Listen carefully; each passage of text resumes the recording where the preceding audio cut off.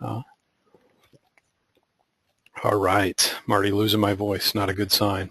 So, all right. At the time that we're doing this webinar, there's a couple different types of categories. So we just want to define some lingo um, as part of, um, part of educating you on home purchase.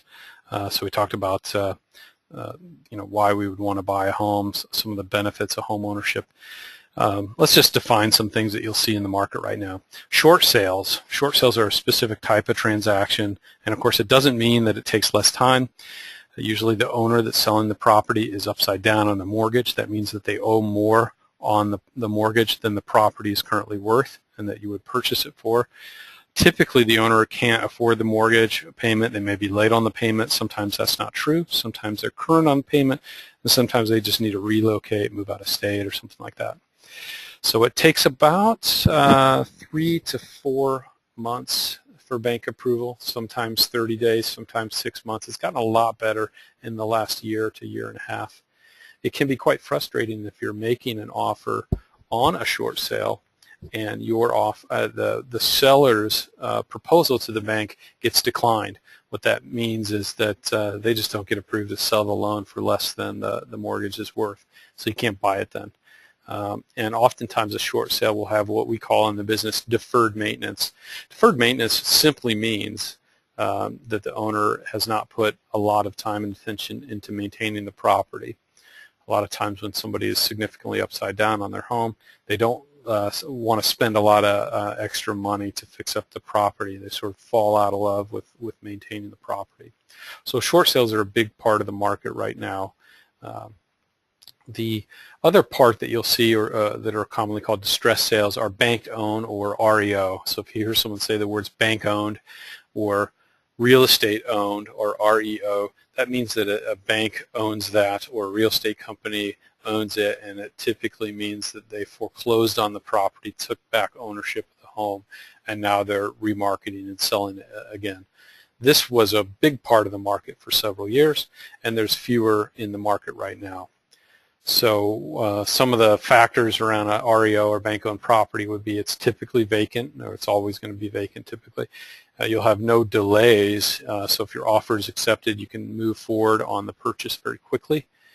It will have some deferred maintenance. Also, sometimes the owner of the bank will come in and fix it up. So it may be sometimes in poor shape, but it does often provide you an opportunity to purchase the property and build up some equity by fixing up those maintenance issues. Back there, let's go forward. So regular sellers. So what are regular sellers? These are we call them AKA equity sellers, somebody that has equity, that owns the home either free and clear or they have a smaller mortgage on it. Usually the property's in decent to good shape. It does provide an opportunity to negotiate with the seller for repairs, so they may be willing to fix it in order to get the price that they want. It's often occupied, or if it's an investment property, it may be vacant.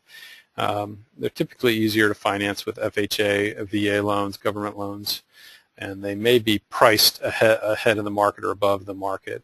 So what I commonly call that emotional equity. So the seller may think it's worth a certain amount, and we come in with a lower offer, and the market will decide what the property is really worth.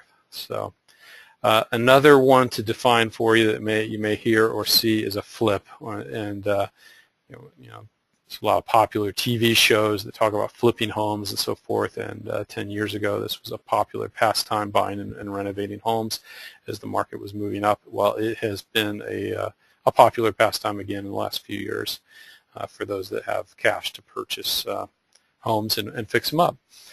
So investor rehab houses is another way to word it. The owner is typically a private individual or even a private company or LLC. Oftentimes the property will be like new or appear to be like new. They put new paint on it, they fix up the kitchen, new appliances, put a lot of work into it. Sometimes it's very cosmetic and superficial, so you got to look beyond the newness, if it will. It's always going to be vacant, and these are again pretty easy to finance with FHA and VA loans with some caveats. If the property was purchased and remarketed within 90 days, it can be a little more challenging with FHA.